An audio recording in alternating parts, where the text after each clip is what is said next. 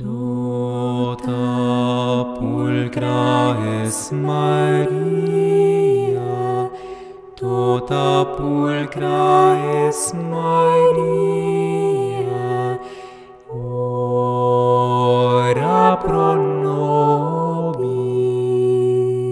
intercede pro nobis, ad Dominum Iesum Christum.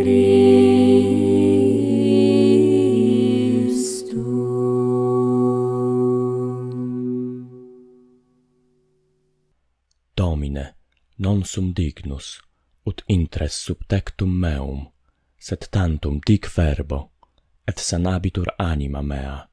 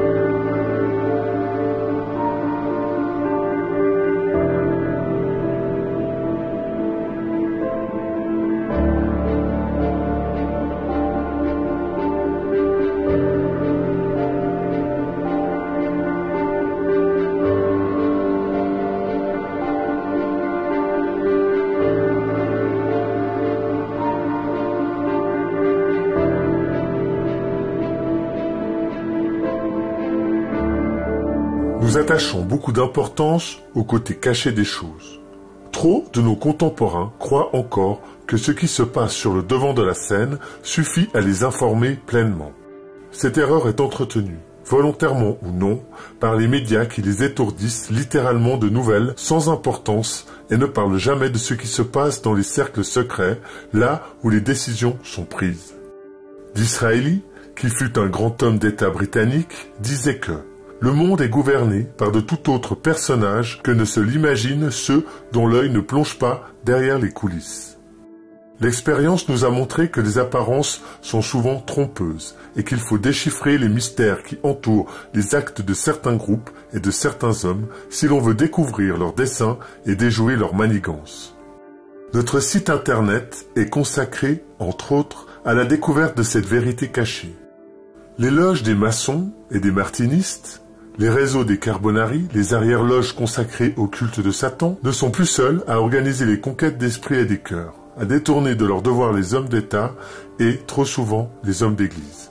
La synarchie, la trilatérale, le Bilderberg, le CFR américain, le siècle français et tant d'autres sociétés excessivement discrètes ont été découvertes, poursuivant le travail de sape de notre société occidentale entrepris dès avant le XVIIIe siècle par les Rose-Croix et les Illuminés.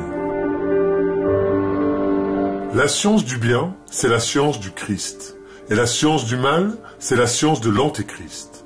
Une grande partie de l'Évangile est consacrée à nous révéler la personne de l'adversaire. Si nous ne possédons que l'une des deux sciences, nous sommes des docteurs borgnes. Jean Vaquier.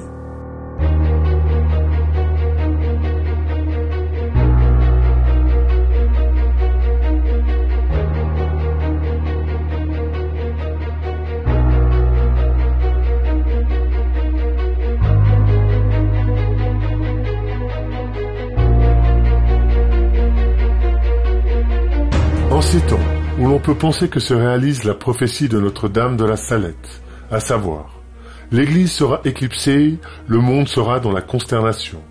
Plus que jamais, il faut mettre en pratique ce qu'écrivait le père de Clorivière. Qu'il ne faut s'en rapporter aveuglément à aucune autorité particulière, et vouer sa fidélité à la Sainte Église catholique, apostolique et romaine. Plus que cela, il faut aimer et défendre l'Église catholique contre les attaques et les persécutions engagées contre elle. Bien que combattre, disait Grégoire IX, pour arracher la terre sainte aux mains des païens soit l'assurance de mériter la vie éternelle, on pense que c'est un mérite beaucoup plus grand si l'on combat l'impiété de ceux qui exterminent la foi, en laquelle consiste le salut de tout le monde, et ourdissent la ruine générale de l'Église. Bulle Dei Filius du 21 octobre 1239. Le principal danger aujourd'hui se trouve chez les libéraux qui espèrent marier la lumière de la tradition apostolique avec les ténèbres, où s'agitent les hérétiques, les schismatiques, les apostats et les modernistes. Cette doctrine fut pourtant toujours condamnée comme étant contraire à l'enseignement de la Sainte Église, des Saints Pères et de l'Église. Pie IX, Quanta Cura.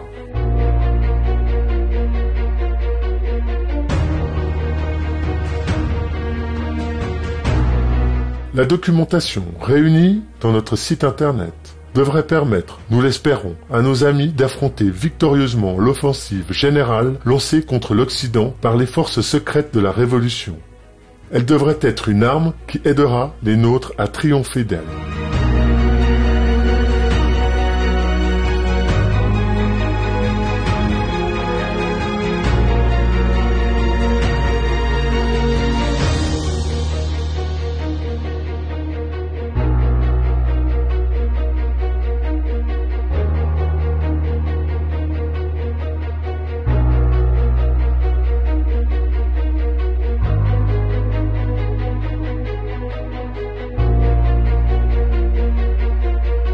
Il sera d'une très grande utilité d'élever notre esprit à Dieu avant que de commencer à lire, et de lui demander la grâce de faire une lecture fructueuse, une lecture qui pénètre dans notre cœur, qui s'y attache, qui le fortifie, et qui nous rende plus ardents à la vertu, plus désabusés de toutes les choses du monde, et plus fermes dans toutes celles qui regardent notre avancement et notre perfection.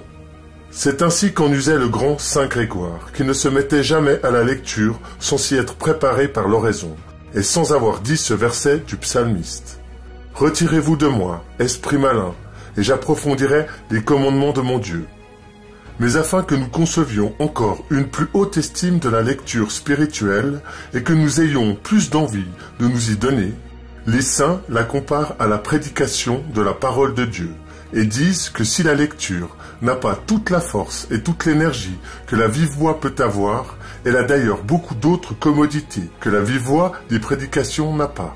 Premièrement, il n'est pas si facile d'avoir en tout temps un prédicateur que d'avoir en tout temps un bon livre.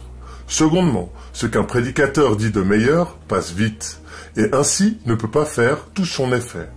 Mais on peut revenir plusieurs fois sur ce qu'on a lu, l'examiner, le peser, enfin y insister tout autant qu'il faut pour se l'imprimer bien avant dans l'âme. En troisième lieu, on a dans un bon livre un fidèle conseiller, car, comme disait très bien un grand philosophe, ce que personne n'oserait dire, un livre le dit sans crainte. Il avertit tout le monde de ses défauts, il reprend et il exhorte tout le monde avec une égale liberté. De plus, par le moyen de la lecture, on entre en conversation avec les plus grands saints et les plus grands docteurs de l'Église, et l'on peut s'entretenir, tantôt avec l'un, tantôt avec l'autre, et les écouter comme si, effectivement, ils étaient présents et que nous les entendissions parler. C'est pourquoi on a eu beaucoup de raisons de dire que les bons livres étaient un trésor public inépuisable. En effet, il n'y a personne qui ne puisse, à tout moment, en tirer des biens immenses et des richesses infinies.